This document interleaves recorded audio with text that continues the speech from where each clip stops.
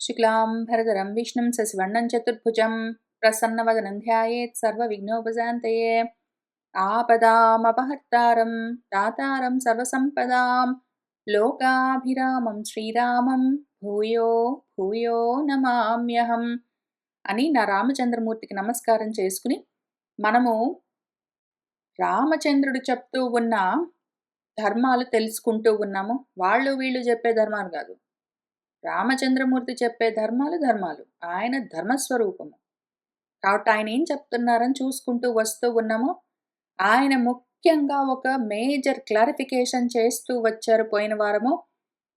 ధర్మం తెలుసుకోవాలంటే సత్యం ఉండాలి నీలో అని చెప్పారు. సత్యం లేకపోతే మాత్రము ఇంక ఏది పని చెయ్యదు. సత్యం లేకపోతే నీకు అన్నీ చెడిపోతాయి. సత్యం ఒక్కటి ఉన్నది అంటే అన్నీ ఉంటాయి. సత్యము ఉండి తీరాలి. ధర్మము నీ సత్యానికి ఆధారమై ఉండాలి. నువ్వు ఏది అన్నావో అదే చెయ్యాలి. మాట మార్చావంటే, ఇంకేదో ఆచరించావంటే, అన్న మాటను వదిలిపెట్టి ఇంకేంటో చేశావంటే, నువ్వు అన్నది అసత్యము, చేసేది అధర్మమైపోతుంది. నువ్వు జారిపోతావో, అన్నీ పోగొట్టుకుంటావో అని చెప్తూ వస్తూ ఉన్నారు. ఆయన ఏం చెప్తున్నారంటే, పాపము జాబాలి కదా, రామచంద్రమూర్తిని వెనక్కి తీసుకుని వెళ్ళడానికి ఆయన ఏంటో చెప్పాడు. ఆయనకు అర్థమైనవి, ఆయన ధర్మాలు అనుకున్నవి ఆయన పరంగా రామచంద్రుడి కోసము చెప్పారు. రామచంద్రమూర్తి దాన్ని అక్నాలెడ్జ్ చేస్తున్నారు. జాబాలిని నిందించట్లేదు, జాబాలిని అక్నాలెడ్జ్ చేస్తున్నారు. నువ్వు చెప్పింది నాకు అర్థమయ్యింది. నన్ను వెనక్కి తీసుకుని వెళ్ళాలని, నా మంచి కోసము, నాకు హితమని నువ్వు ఏదనుకున్నావో అది నాకు చెప్పావో అవును, కానీ అది అనార్యమేవా. నువ్వు నా హితమనుకుని, నాకు ప్రియమనుకుని నువ్వు చెప్పినవేవున్నాయో అవి అనార్యం, అజ్ఞానపూరితమైన విషయాలు, అధర్మం, అసత్యమైపోతాను. నేను అసత్ నవ్వడానికి వీల్లేదు, కాబట్టి చెయ్యను అని దయతో ఆయనకి చెప్తూ ఆయన ఏమన్నారంటే, కాబట్టి నేనే మాట అన్నానో దాన్ని నేను ఆచరిస్తాను. నేను అన్నదాన్ని ఆచరించడం వల్ల ఒకవైపు నా తండ్రి మాటను కూడా ఆయన ఆచరించే విధంగా, ఎందుకంటే ఆయన ఒక మాట అన్నాడు, వెళ్ళిపోయాడు. నేను చెయ్యకపోతే ఆయన మాట చెడిపోతుంది, ఆయన అసత్యంలోకి, అధర్మంలోకి వెళ్ళిపోతాడు. కాబట్టి ఆయన మాటను కూడా నేనే నిలబెడతాను. పైగా భరతుడితో కలిసి చేస్తాను. కాబట్టి భరతుడికి కూడా ఇటువంటి స్థితి. భరతుడు కూడా సత్యంలో, ధర్మంలో, ఆయన కూడా తన ధర్మాన్ని, తన సత్యాన్ని పాటిస్తూ పక్కవాడి సత్యాన్ని, ధర్మాన్ని కూడా పాటింపచేసే విధంగా ఉంటాడు. ఈ విధంగా నేను వర్తిస్తానని ఆయన చెప్తున్నారు. రామచంద్రమూర్తి తత్వంలో ముఖ్యమైన ఇంకొక విషయం ఇక్కడొచ్చింది. ఎక్కడెక్కడైతే రామచంద్రమూర్తి తత్వం మనకు తెలుస్తూ ఉంటుందో అక్కడక్కడ నేను తప్పకుండా హైలైట్ చేస్తాను. రామచంద్రమూర్తి తత్వంలో ముఖ్యమైన లక్షణాలేమి? సత్యము, ధర్మము, కృతజ్ఞత, మర్యాద అని ఇంతవరకు చెప్తూ వచ్చాను కదా. ఇప్పుడు నెక్స్ట్ లెవెల్ ముఖ్యంగా మనం అర్థం చేసుకోవాల్సింది ఏంటంటే, రామచంద్రమూర్తి తన సత్యాన్ని, తన ధర్మాన్ని, తన మర్యాదని, తన కృతజ్ఞతని తను ఫాలో అవ్వడం ఒకటే కాకుండా, పక్కన వాళ్ళు కూడా వాటిని పూర్తి చేసుకునేందుకు అవకాశం ఇస్తారు. ఆయన ధర్మాన్ని ఆయన పాటిస్తూ పక్కవాడి ధర్మం వాడు పాటించుకునేందుకు వీలుగా అవకాశం ఇస్తారు. ఈ పద్యాలు యాక్చువల్‌గా ఇంతకుముందు బాలకాండలో కూడా ఎక్కడెక్కడో చదివాము. నాకిప్పుడే వచ్చింది ఆలోచన కాబట్టి వెంటనే వెతకడము కొంత సమయం పడుతుంది. ఏం చేస్తానంటే ఇవాళ చూసుకుని వచ్చే వారం చూపిస్తాను మీకు. ఆయన తన సత్యాన్ని, ధర్మాన్ని తను పాటిస్తూ పక్కన వాళ్ళు కూడా వాళ్ళ సత్యధర్మాల్ని, వాళ్ళ కృతజ్ఞత, మర్యాదల్ని వాళ్ళు కూడా పాటించేందుకు అవకాశం కల్పిస్తారాయన. ఆయన సత్యాన్ని, ధర్మాన్ని ఆయన పాటిస్తూ ఉంటే, ఆయన్ని ఆధారం చేసుకుని ఆయన చుట్టూ ఉన్న వాళ్ళు కూడా వాళ్ళ సత్యధర్మాల్ని వాళ్ళు నిలబెట్టుకోవచ్చు అని శ్లోకాలుంటాయి. వచ్చే వారం చూపించి మరీ చెప్తాను. కాబట్టి రామచంద్రమూర్తి తన సత్యాన్ని తాను నిలబెట్టుకోవడం, తన ధర్మాన్ని తాను పాటించడం ఒకటే గాదు. ఆయన తనది తాను చేస్తూ భరతుడికి, దశరథుడికి కూడా వారి వారి సత్యధర్మాల్ని పాటించేందుకు అవకాశం కల్పిస్తున్నారు. మార్గం చూపిస్తున్నారు. వారికి ఆయన ఆధారమై ఉన్నారు. ఇదసలు చిన్న విషయం గాదు. చిన్న విషయం గాదు. ఇదసలు ఎంత పెద్ద విషయమంటే రామతత్వము లో మనము అర్థం చేసుకోవాల్సిన విషయము. రాముడిని అర్థం చేసుకోవడం, రాముడిని ఫాలో అవ్వడం అంటే ఏమి? ఆయన తత్వాన్ని అర్థం చేసుకొని, ఆ విధంగా మనము ఆయన్ని అనువర్తించడము. కాబట్టి అట్లా చేస్తాను నేను. నా ప్రతిజ్ఞ స్థిరము. ఇది ఇంక చెక్కు చెదరదో.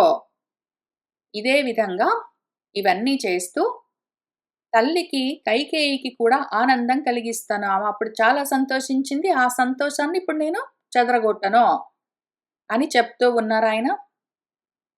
అందుకని నేనేం చేస్తానంటే, ఇక్కడే ఉంటూ నేను ఏ కందమూలాలు అసనం చేస్తానో, ఏ ఫలాలు, పుష్పాలు, ఏ ఉదకాలు స్వీకరిస్తానో వాటితోటే పితృదేవతలకు, దేవతలకు కూడా తృప్తి కలిగిస్తూ శుచిగా, నియతంగా ఇక్కడే వసిస్తాను అని ఆయన చెప్తూ ఉన్న చోట మనము పోయిన వారము ఆపినట్టున్నాము. ఆయనేమన్నారంటే, నా పంచవర్గము, నా పంచేంద్రియ వర్గం పూర్తిగా, పైగా పంచప్రాణాలు, పంచభూతాలు మొత్తం అన్నీ, పంచ తన్మాత్రలతో సహా ఎన్ని పంచలున్నాయో పంచలు అన్నీ సంతోషంగా ఉండే విధంగా లోకయాత్రను నేను సాగిస్తాను. ఇప్పుడే మనం మనుస్మృతిలో చూసుకుంటూ వస్తూ ఉన్నాము. రామచంద్రమూర్తి ఏం చెప్పారు? అక్కడ మనుస్మృతిలో అక్కడ రాసి పెట్టారు, నువ్వు కూడా అట్లానే ఉండు అని. లోకయాత్రను ఎట్లా సాగించాలి? శాంతిగా, సంతోషంగా సాగించాలి. సంతోషం ఉంటేనే సుఖము.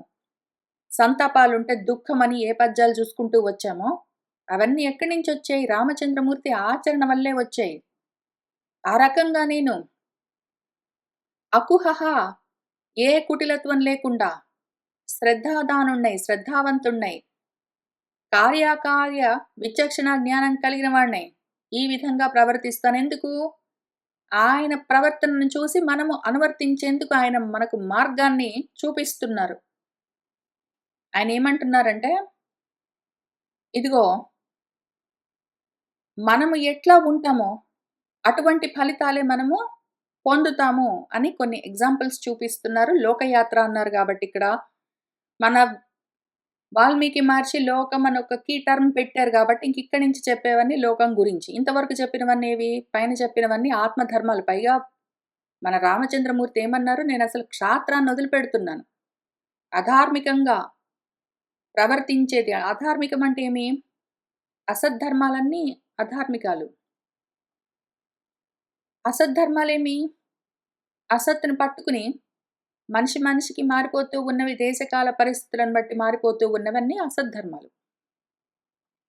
అటువంటి అసత్ వస్తువులకు సంబంధించిన ధర్మాలన్నింటినీ నేను వదిలిపెట్టేస్తున్నాను. క్షాత్రాన్ని వదిలిపెడుతున్నాను నేను అని చెప్పారాయన. అంతవరకు పైన చెప్పినంత వరకు అవన్నీ ఆత్మధర్మాలు చెప్పారు. ఇంకిక్కడ కింది నుంచి చెప్తున్నవన్నీ లౌకికమైన ధర్మాలు, ప్రాపంచికమైన ధర్మాలని మనకు అర్థం కావాలి కాబట్టి, తప్పకుండా మన వాల్మీకి మహర్షి ఇట్లాంటి కీ టర్మ్ ఒకటి పెడతారక్కడ. అంటే ఇక్కడి నుంచి కింది నుంచి చెప్తూ ఉన్నవన్నీ లౌకికమైన విషయాలు, ప్రాపంచికమైన విషయాలు అని అర్థం. ఇంకిక్కడ గీత కొట్టేశారు కాబట్టి, మనము పైనవి, కిందివి అన్నీ కలుపుకోరాదు. అందుకని నేను ఇక్కడికి ఆపేశాను. 26వ శ్లోకం వరకు ఆయన అంతవరకు ఏవి చెప్తూ వచ్చారో అవన్నీ కూడా ఆత్మధర్మాలు చెప్పారాయన, స్వధర్మాలు చెప్పారు.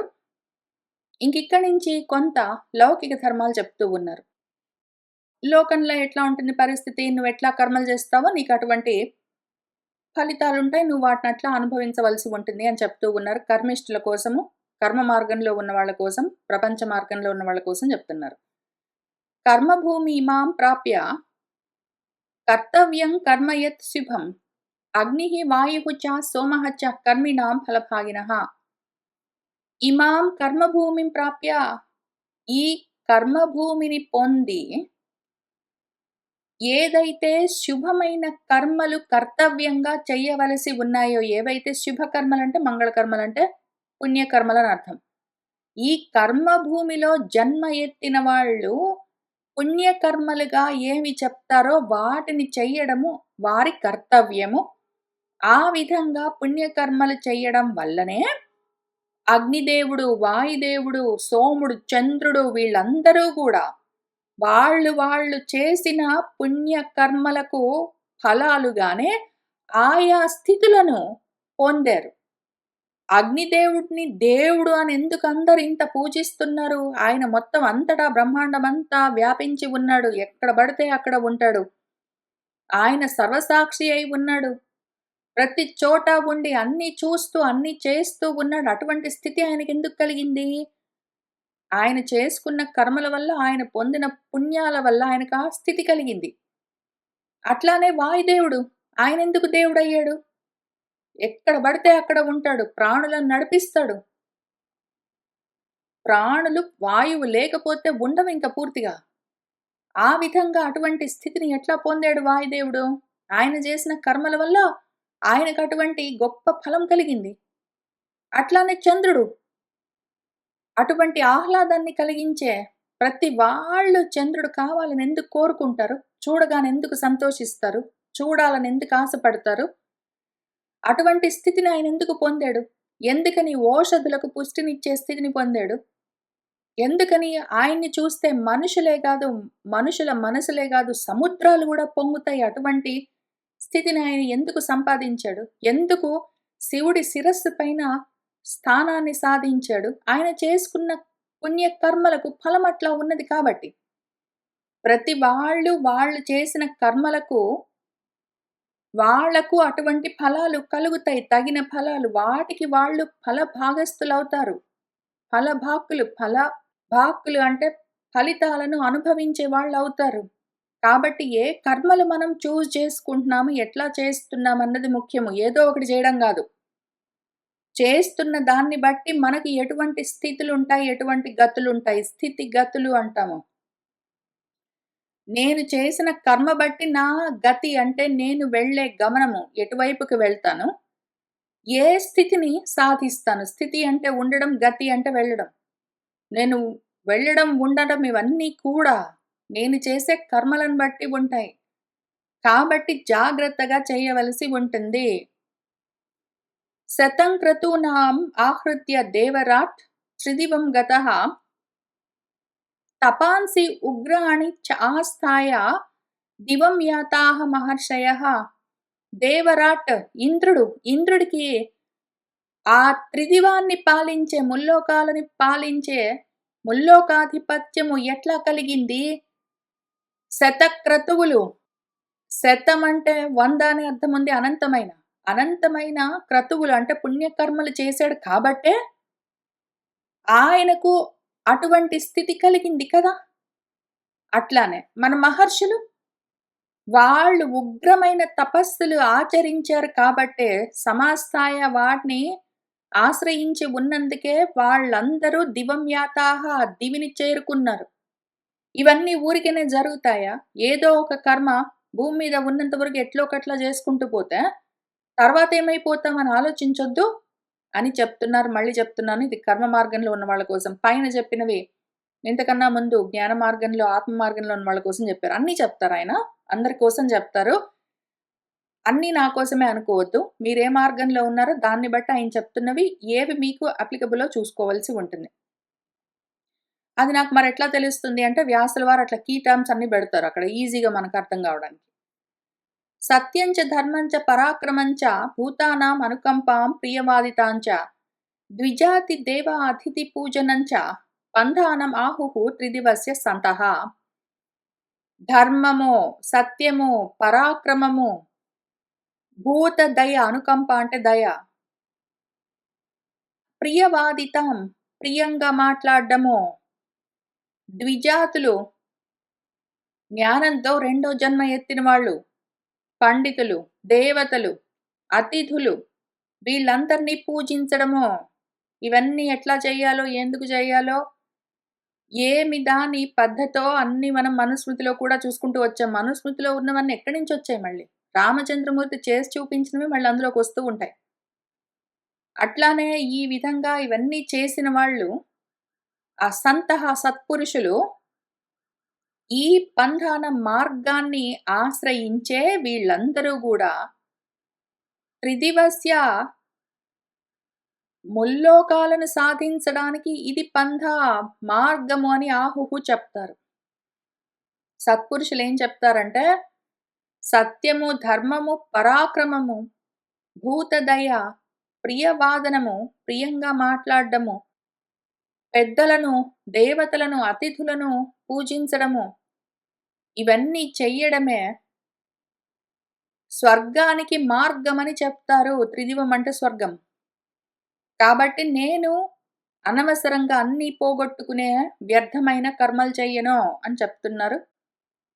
తేన ఏవం ఆజ్ఞాయ యథావత్ అర్థం ఏకోదయం సంప్రతిపద్య విప్రాః ధర్మం చరంతః సకలం యథావత్ కాంక్షంతి లోకాగమం అప్రమత్తాః తేన ఏవ దానితో మాత్రమే ఏవం ఈ విధంగా చేస్తే మనకు స్వర్గం కలుగుతుంది అని ఆజ్ఞాయ తెలుసుకుని యథావత్ అర్థం, ఏదో ఒకటి కాదు, యథావత్ అర్థం చేసుకోవాలి. ఇంత చెప్తే మనకు వేరే రకంగా అర్థమైతే చేయగలిగిందేం లేదు.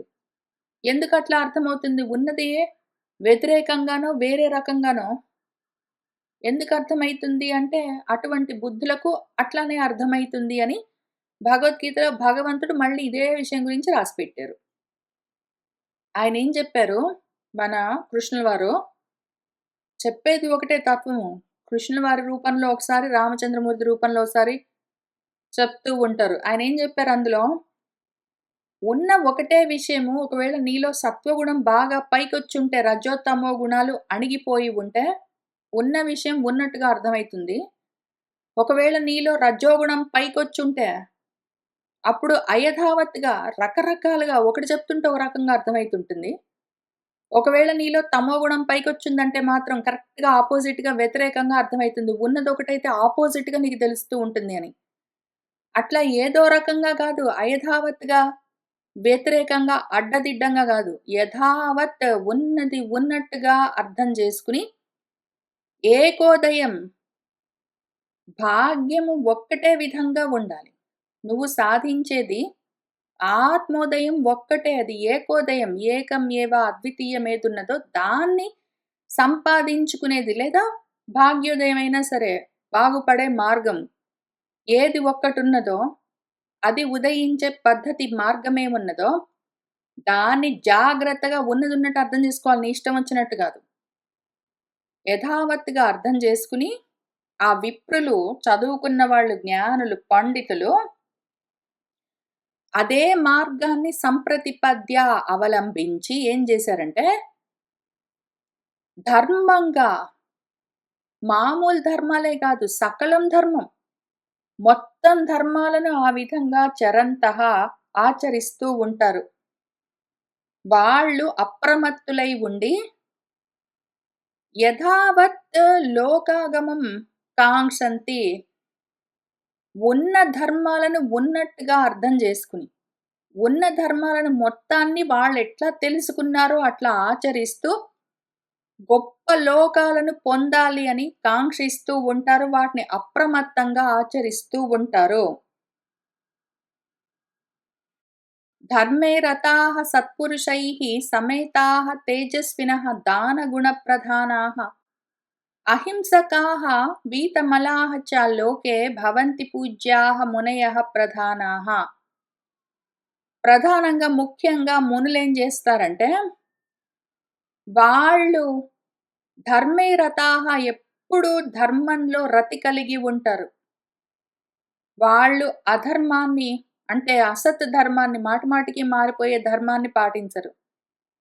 ఆ విధంగా సత్పురుషైః సమేతాః, మొత్తం సత్పురుషులందరూ కలిసి తేజోమూర్తులు, దానగుణ ప్రధానులు, అహింసను పాటించేవాళ్ళు, మలినాలు, రజోతమో గుణాలు, కామక్రోధాలన్న మలినాలన్నీ వీతము లేకుండా పోయిన వాళ్ళు, ఈ లోకంలో ఏ మునులున్నారో వాళ్ళు పూజ్యులై, పూజనీయులై భవంతిః, ఆ విధంగా ఉంటారు అని రామచంద్రమూర్తి చెప్తూ ఉన్న చోట ఈ సర్గ కూడా ముగిసింది. ఇత్యార్షే శ్రీమద్ రామాయణే వాల్మీకి ఆదికావ్ये అయోధ్యాకాండే నవోత్తర శతతమ సర్గ సంపూర్ణం. ఆయన విషయాన్ని కథాపరంగా ఆయన అభిప్రాయాన్ని చాలా స్పష్టంగా చెప్పుకుంటూ వచ్చారు. మనకు ఈలోగా ఆత్మధర్మాన్ని ఉపదేశం చేస్తూ వచ్చారు. ఈ విషయాలు మనము లౌకికంగా చెప్పినవైనా, పరం గురించి చెప్పినవైనా సరే, అన్నింటినీ జాగ్రత్తగా అర్థం చేసుకుని ఇహపరాలు మనము బతుకున్నంత వరకు ఈలోగానే రామచంద్రమూర్తిని చేరుకునే మార్గాన్ని మనము అవలంబిస్తూ ఉండాలి. ఈలోగా మళ్ళీ కథలోకి వెళ్దాము. మన ప్రాబ్లమ్ అట్లానే ఉన్నది. అదేమో సాల్వ్ అవ్వట్లేదు. రామచంద్రమూర్తి వెనక్కి రానంటున్నారు. పోనీ అంత మాత్రమే గాదు. అక్కడికన్నా కనీసం ఎప్పటికో ఒకప్పటికి 14 సంవత్సరాల తర్వాతైనా వస్తారేమో అనుకుంటే నేనసలు క్షాత్రాన్ని వదిలిపెట్టేస్తున్నానన్నారు. మొత్తం అసలు క్షాత్ర ధర్మాన్ని వదిలేస్తున్నానన్నారు. మొదటికే మోసం వచ్చేటట్టుంది. కాబట్టి ఇట్లా చెప్తే ఆయన వినరు. పైగా అధర్మాలు మాట్లాడితే ఆ కాస్త వినరాయన. పోనీ ధర్మమే ఏదైనా చూపించి మళ్ళీ ఆయన ధర్మమూర్తి పాపం ధర్మం అంటే వింటారు మాట. మళ్ళీ ఇంకోసారి ఇంకొక రకంగా ప్రయత్నం చేద్దామా అని ఈసారి వశిష్ఠుల వారు ప్రయత్నం మొదలుపెట్టారు. క్రుద్ధమాజ్ఞాయ రామంతు వశిష్ఠః ప్రత్యువాచః జాబాలిః అపి జానీతే లోకస్య అస్య గతాగతిం నివర్తయితు కామః తు త్వాం ఏతద్వాక్యముక్తవాన్ ఇమాన్ లోక సముత్పత్తిన్ లోకనాథ నిబోధమే. అంటే రామా అని రాముడితో మాట్లాడటం మొదలు పెడుతున్నారు మన వశిష్ఠుల వారు. రాముడికి కోపం వచ్చింది. అధర్మం మాట్లాడితే ఆయన కోపం వస్తుందని ఆజ్ఞాయ తెలుసుకుని మన వశిష్ఠుల వారు ఆయనతో ఈ విధంగా ప్రతివాచ చెప్తూ ఉన్నారు. మన జాబాలి పాపం ఆయన చెప్పగలిగింది ఆయన చెప్పాడు. ఆయన నమ్మింది ఆయన చెప్పాడు. రామచంద్రమూర్తికి ఏది హితం కలిగిస్తుందని ఆయన అనుకున్నది పాపం ప్రియంగానే చెప్పాడు. రామచంద్రమూర్తి అందులో అధర్మాన్ని ఒప్పుకోలేదు. దాంతో జాబాలి ఇంకేం అనలేదు గాని, వశిష్ఠుల వారు మన రామచంద్రమూర్తికి జవాబు చెప్తున్నారు. ఆయన ఏమంటున్నారంటే, రామ జాబాలిః అపి జాబాలి కూడా అస్య లోకస్య గతాగతిం జానీతే. ఈ లోకం యొక్క గతాగతులను, స్థితిగతులను తెలిసినవాడే. జాబాలి తెలియక చెప్పలేదు. అయితే ఆయన ఎందుకు చెప్పాడు అవన్నీ అంటే, ఏమీ లేదయ్యా, త్వామ నిన్ను నివర్తయితు కామః నిన్ను మళ్ళీ వెనక్కి తీసుకుని వెళ్ళాలన్న కోరికతోటే ఏతద్వాక్యం ఉక్తవాన్ ఈ మాట చెప్పాడు. నువ్వు ఇప్పుడు నేను చెప్పే మాటను విను. నేను లోకధర్మాన్ని చెప్తాను నీకు. నువ్వు లోకం గురించి అన్నావు గదా!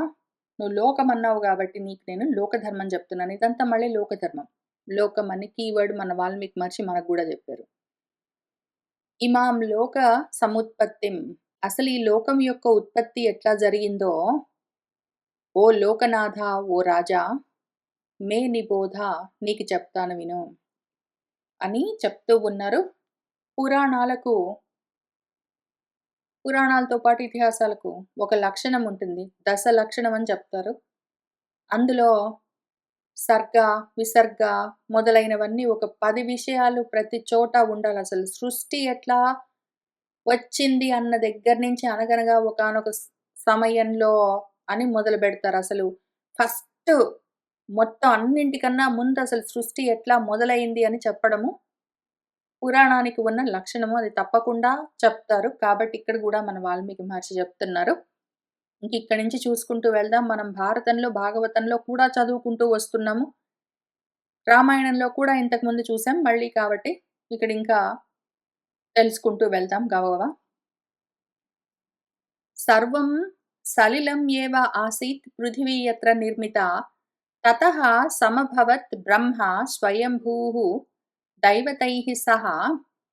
ఒకానొక సమయంలో సర్వము సలిలం ఏవ ఆసీత్ మొత్తమంతా నీళ్లే ఉండేవి. ప్రళయకాలపు జలాల్లో మునిగిపోయి భూమి ఉండేది. అసలు అప్పుడు ఏమి భూమి ఉండేది కాదు. అంతా నీరే ఉండేది. అందులో పృథివి నిర్మించబడ్డది. అందులో నుంచి భూమి బయటికి తీయబడ్డది. తతః ఇంకక్కడి నుంచి బ్రహ్మదేవుడు సమభవత్ బయలుదేరి వచ్చారు. ఆయన ఉద్భవించారు. స్వయంభూ ఆయన తనంతట తానుగా ఉద్భవించారు. ఆయన దేవతలతో సహా స్వయంగా ఉద్భవించారు మన బ్రహ్మదేవుడు.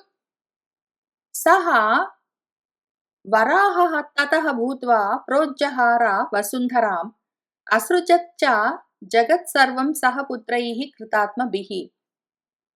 ఆయన వరాహ అవతారంతో ఉండి వసుంధరను ప్రోజ్జహార నీళ్లలో నుంచి భూమిని పైకి తీశారు. తర్వాత కృతాత్మభిః పుత్రైః సహా కృతాత్ములైన తన పుత్రులతో సహా ఈ జగత్ సర్వాన్ని అసృజత్ సృష్టించారు. ముందు అంతా నీళ్ళే ఉండేవి. ఇంకా అప్పుడు మన బ్రహ్మదేవుడు దేవతలతో పాటు ఉద్భవించి ముందు భూమిని పైకి తీసి ఆ తర్వాత జగత్తంతా సృష్టించారు. జగత్తంతా సృష్టించారు తన పుత్రులతో అంటే ఏంటి? బ్రహ్మదేవుడికి మానస పుత్రులని చెప్తారు. వాళ్ళందరూ మళ్ళీ ఆయన మానస పుత్రుల్లోనే ఒకాయన స్వయంభువ మనువు. ఆయనకు పిల్లలు మళ్ళీ వాళ్ళు మునులను పెళ్లి చేసుకున్నారు. వాళ్ళ పిల్లలందరూ మొత్తం ప్రపంచాలన్నీ నిండాయవన్నీ మనం చదువుకుంటూనే వస్తూ ఉన్నాము. ఇంకప్పుడు అనగనగా ఒకానొక సమయంలో ముందేం జరిగిందంటే, ఆకాశ ప్రభవః బ్రహ్మ శాశ్వతః నిత్యః అవ్యయః తస్మాత్ మరీచిః సంజజ్ఞే మరీచేః కశ్యపస్సుతః. ఆకాశం నుంచి బ్రహ్మ ఉద్భవించాడు. ఆయన శాశ్వతుడు, నిత్యుడు, అవ్యయుడు, మార్పు లేకుండా ఉంటాడు. అక్కడి నుంచి ఆయన దగ్గర నుంచి మరీచి మహర్షి జన్మించాడు. మరీచి మహర్షి కొడుకు కశ్యపుడు. వివస్వాత్ కాశ్యపాత్ జజ్ఞే మనుః వైవస్వతః సుతః సహ తు ప్రజాపతిః పూర్వం ఇక్ష్వాకుః తు మనోః సుతః. ఈ వివస్వతుడి నుంచి కాశ్యపుడు జన్మించాడు.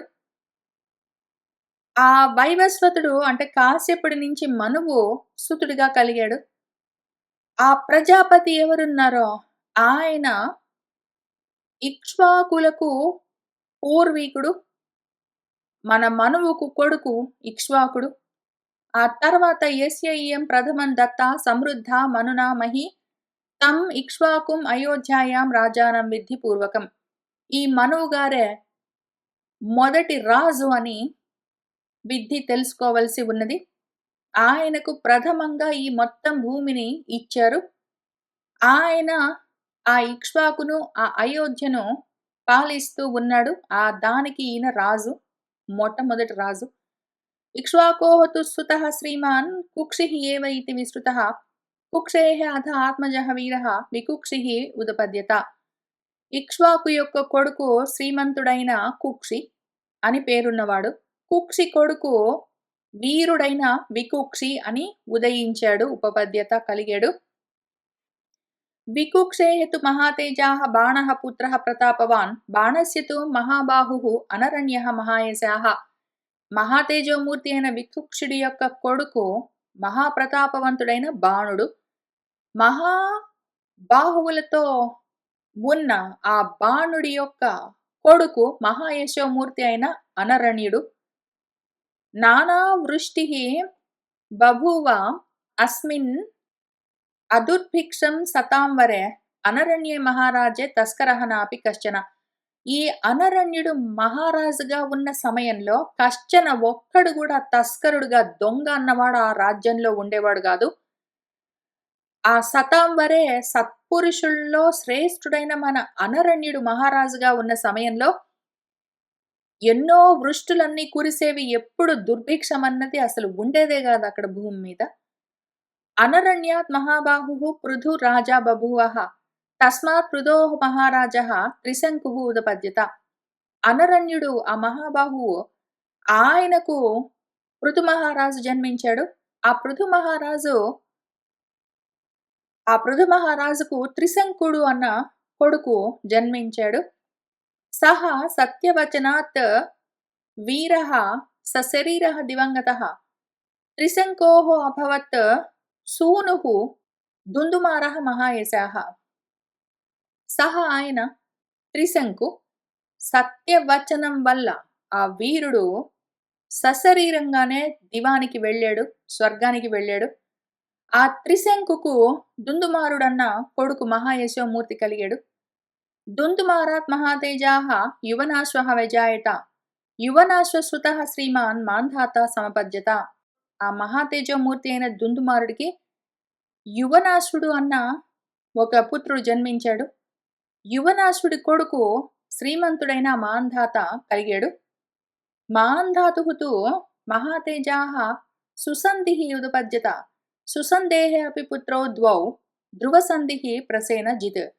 మాంధాతకు సుసంధి అన్న ఒక కొడుకు కలిగాడు. సుసంధికి ఇద్దరు కొడుకులు. ధ్రువసంధి అని ఒక ఆయన, ప్రసేనజిత్ అని ఒక ఆయన. యశస్వి ధ్రువసంధేః తు భరతః రిపుసూదనః భరతాత్ తు మహాబాహోః అసితః నామ జాయత. ఆ యశోమూర్తి అయిన ధ్రువసంధికి రిపుసూదనుడైన భరతుడు కలిగాడు. భరతుడికి గొప్ప పరాక్రమవంతుడైన అసితుడన్న కొడుకు కలిగాడు.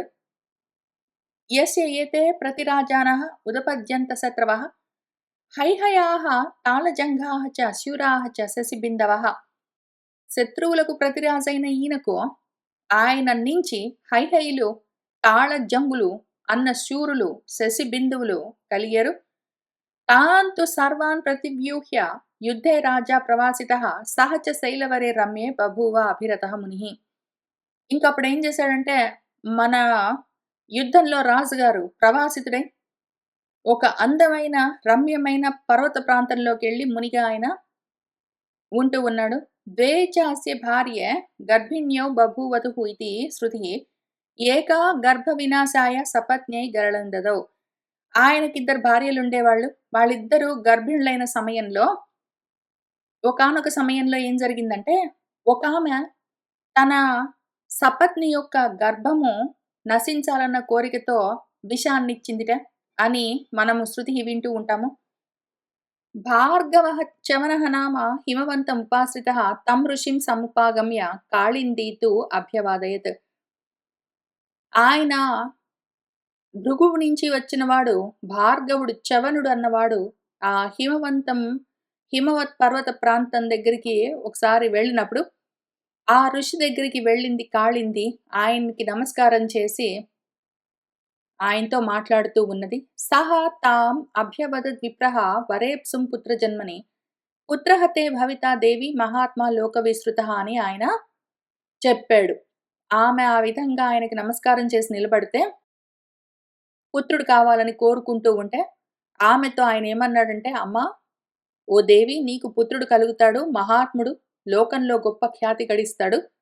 ధార్మికః చ సుశీలః చ వంశకర్త అరిసూదనః కృత్వా ప్రదక్షిణం హృష్టా మునిం తం అనుమాన్య చ. ధార్మికుడు, సౌశీల్యం కలిగిన వాడు, వంశకర్త రిపుసూదనుడు, శత్రువులను మర్దించేవాడైన కొడుకొకడు నీకు తప్పకుండా కలుగుతాడని చెప్తే ఆమె సంతోషించింది. ఆ మునికి నమస్కారం చేసి ప్రదక్షిణం చేసింది.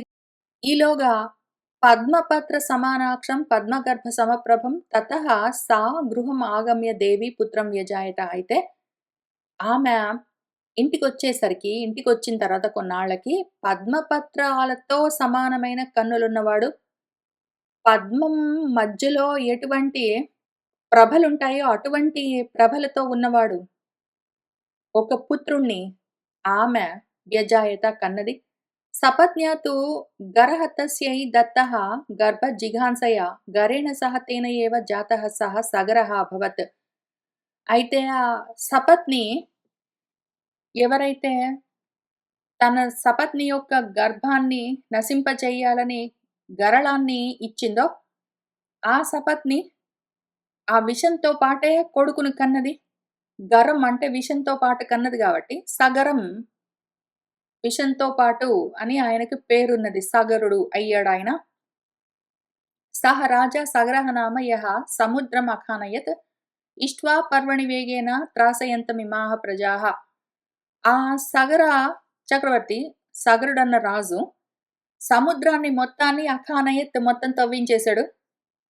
ఇంకా ఇష్ట్వా పర్వదినాల్లో ఎన్నో యజ్ఞాలన్నీ చేసి మొత్తం ప్రజలందరినీ భయపెట్టేవాడు.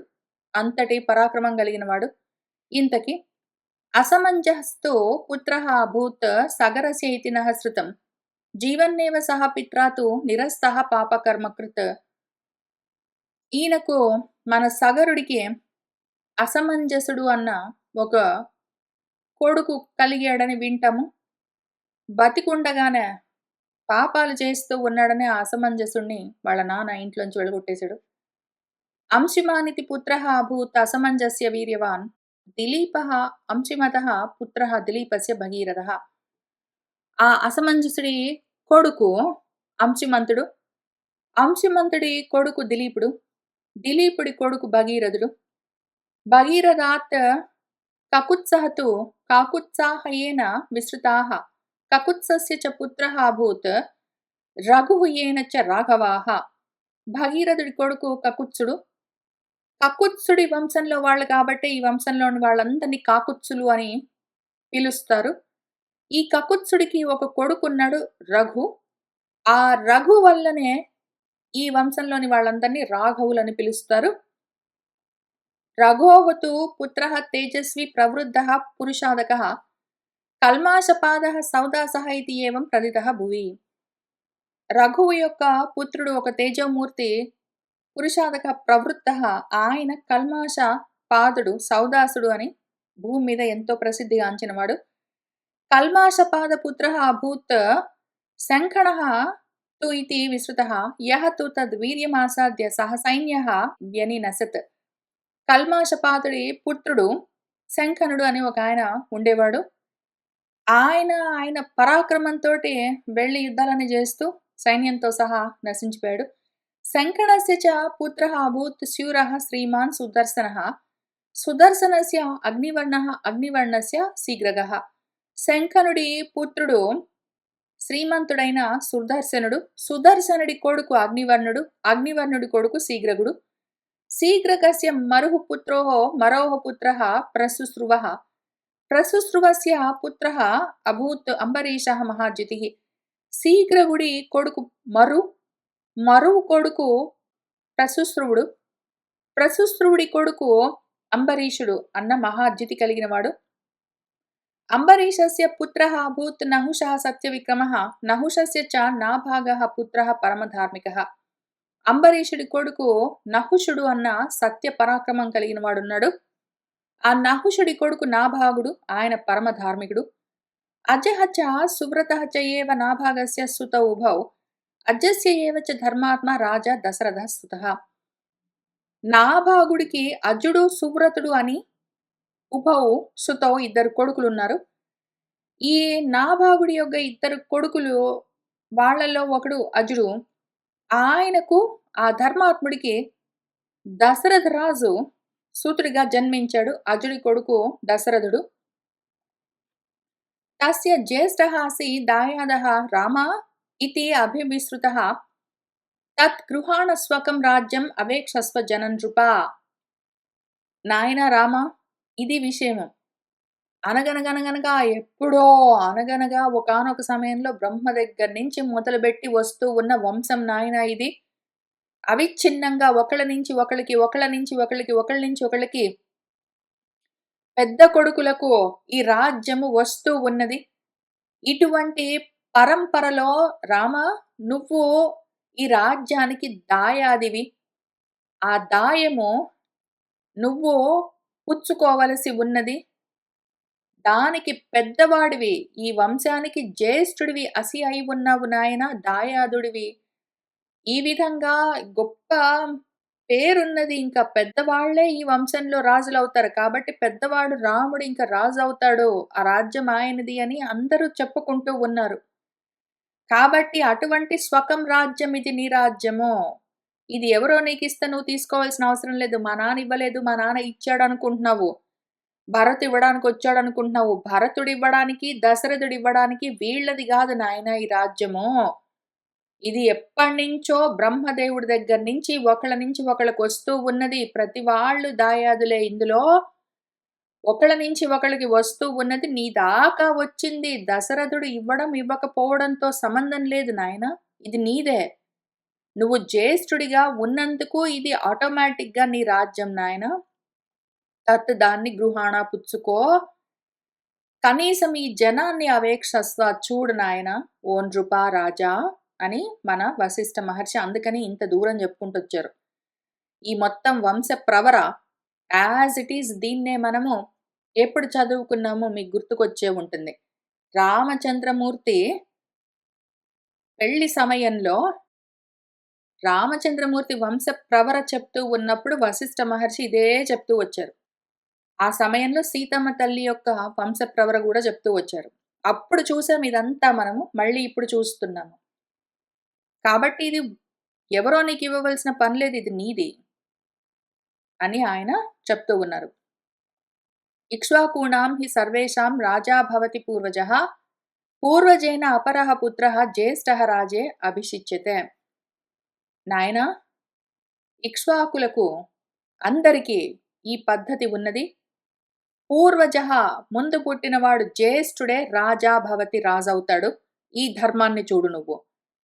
నేను ధర్మమే చెప్తున్నాను. నేను అధర్మంగా ప్రవర్తించు నువ్వు అని నేను చెప్పట్లేదు. ఉన్న ధర్మం చెప్తున్నాను. నువ్వు ఇప్పుడు ఈ సమయంలో ఒక నెల రోజుల కింద జరిగిన విషయం గురించి ఆలోచిస్తున్నావు. నేను యుగయుగాలుగా వస్తున్న విషయాలు చెప్తున్నాను నాయన. తరతరాలుగా వస్తున్న విషయం చెప్తున్నాను. ఇక్ష్వాకు వంశంలోనే ఈ లక్షణం ఉన్నది. పెద్ద కొడుకే రాజవుతాడు. పూర్వజేన అపరః పుత్రః జ్యేష్ఠః రాజ్య అభిషిచ్యతే. ఎవరైతే పెద్ద కొడుకు అయి ఉంటాడో ఆయనే రాజ్యంలో అభిషేకాన్ని చేసుకుని రాజు అవుతాడు. ఇది ఈ వంశ ధర్మము. కాబట్టి దీన్ని నువ్వు ధర్మంగా ఆచరించవలసి ఉంటుంది రామా. సహ రాఘవాణాం కులధర్మం ఆత్మనః సనాతనం న అద్య విహంతుం అర్హసి ప్రభూత రత్నాం అనుశాధి మేదినీం ప్రభూత రాష్ట్రాం పితృవత్ మహాయశః. ఓ మహాయశోమూర్తి రామ, సహత్వం నువ్వు రాఘవుల యొక్క ఈ రఘువంశం యొక్క కుల ధర్మాన్ని నీ మనసులో తలచుకో. సనాతనమైన ఈ ధర్మము అద్య ఇవాళ విహంతుం నా అర్హసి, నువ్వు నశింప చేయడానికి తగిన వాడివి కాదు నాయన. సనాతనంగా వస్తున్న కుల ధర్మం ఇది. నీ మనసులో దీని గురించి ఆలోచన చేసుకో. ఈ ధర్మం గురించి ఆలోచించు. ఈ ధర్మాన్ని నువ్వు ఇప్పుడు చెడగొట్టకు. ప్రభూత రత్నం, రత్నాలతో రాసులతో తులతూగుతూ ఉన్న ఈ మేదిని, ఈ భూమిని, అయోధ్య నగరాన్ని, ప్రభూత రాష్ట్రం, రాష్ట్రాలతో సమృద్ధిగా ఉన్న దీన్ని పితృవత్, తండ్రిలాగా అనుశాధి శాసించు నాయన అని ఆయన చెప్తూ ఉన్నారు. దాంతో ఇత్యార్షే శ్రీమద్ రామాయణే వాల్మీకి ఆదికావ్యే అయోధ్యాకాండే దశోత్తర శతతమ సర్గ సంపూర్ణం. ఇప్పుడు మన రామచంద్రమూర్తి ఏం చెప్తారో చూద్దాం. ఇంకా కొంచెం చెప్తారు వశిష్ఠ మహర్షి ముందు. వశిష్ఠః తు తదా రామం ఉక్త్వా రాజపురోహితః అబ్రవీత్ ధర్మ సంయుక్తం పునః ఏవ అపరం వచః. మన రాజపురోహితుడు వశిష్ఠుల వారు తదా అప్పుడు రాముడితో ఈ విధంగా ఉక్త్వా చెప్పి, అంత మాత్రానికే రాముడు ఒప్పుకుంటాడో లేడో అని ఆలోచించి ఇంకా కొంచెం పునః మళ్ళీ అపరం వచః మళ్ళీ తిరిగి ఈ మాటలను, కానీ ధర్మ సంయుక్తం, ధర్మం లేకపోతే రామచంద్రమూర్తి వినను కూడా వినరు. కాబట్టి ధర్మంతో కూడుకున్న ఈ మాటలను మళ్ళీ అబ్రవీత్ అంటూ ఉన్నారు. పురుషస్య ఇహ జాతస్య భవంతి గురవః త్రయః ఆచార్యః చ ఏవ కాకుత్స పితామాతా చ రాఘవ. ఓ రాఘవ, రామ, ఇహ ఈ భూమి మీద జాతస్య పుట్టిన వాడికి, పురుషుడికి, మనిషి అన్నవాడికి త్రయః గురవః భవంతి, ముగ్గురు గురువులు ఉంటారు నాయన. ముగ్గురెవరు అంటే ఆచార్యుడు, పితా తండ్రి, మాత తల్లి. నువ్వు మా నాన్న చెప్పిన మాట, మా నాన్న చెప్పిన మాట, మా నాన్న చెప్పిన మాట అంటున్నావు. కావాలంటే మా అమ్మ సంతోషంగా ఉండాలి అంటున్నావు. వాళ్ళిద్దరే కాదు నాయన నీ గురువులు, ఆచార్యుడు కూడా గురువే. పితా హి ఏవం జనయతి పురుషం పురుషర్షభ ప్రజ్ఞాం దదాతి చ ఆచార్యః తస్మాత్ సహ గురుః ఉచ్యతే. నాయన కాకుత్స రామ, ఏవం ఈ విధంగా ఓ పురుషర్షభ, పురుషుణ్ణి అసలు మనిషిని, శరీరాన్ని పితా జనయతి, తండ్రి వల్ల మనిషికి దేహం వస్తుంది నాయన, అంతవరకే. అయితే ఆచార్యః ఆచార్యుడు మాత్రము వాడికి ప్రజ్ఞను, జ్ఞానాన్ని దదాతి ఇస్తాడు. తస్మాత్ కాబట్టి ఆయన గురుః ఉచ్యతే. ఆయనను కూడా గురువు, తండ్రి అని పిలవాలి. తండ్రి బయాలజికల్ ఫాదర్ ఓన్లీ దేహాన్నిస్తాడు నాయనా. గురువు జ్ఞానాన్నిస్తాడు. నేను కూడా నీకు అటువంటి గురువులలో ఒకణ్ణి. నా మాట కూడా నువ్వు వినవలసి ఉంటుంది. తండ్రి మాటను వింటున్న నువ్వు, తండ్రి లాంటి వాడిని నా మాట కూడా వినవలసి ఉంటుంది నాయనా. సహ అహం తే పితుః ఆచార్యః తవ చ ఏవ పరంతప మమ త్వం వచనం కుర్వన్ నాతివర్తేత్ సతాంగతిం.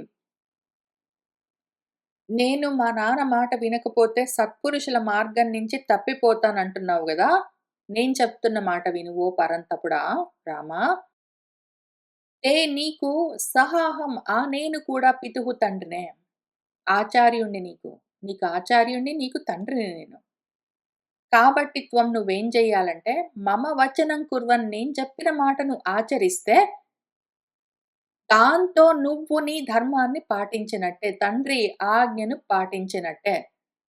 దాంతో సతాం గతిం నా అతివర్తేహ. ఈ విధంగా చేస్తూ సత్పురుషుల మార్గాన్ని నా అతివర్తేహే అతిక్రమించకుండా ప్రవర్తించవలసి ఉంటుంది. తండ్రినైనా నా మాటను నువ్వు పాటిస్తూ సత్పురుషుల మార్గాన్ని అవలంబించవలసి ఉంటుంది. దాన్ని అతిక్రమించకుండా ఉండవలసి ఉంటుంది. ఇమాహ హితే పరిషదః శ్రేణయః చ ద్విజాః తథా యేషు తాతా చరన్ ధర్మం నాతివర్తేహ సతాం గతిం.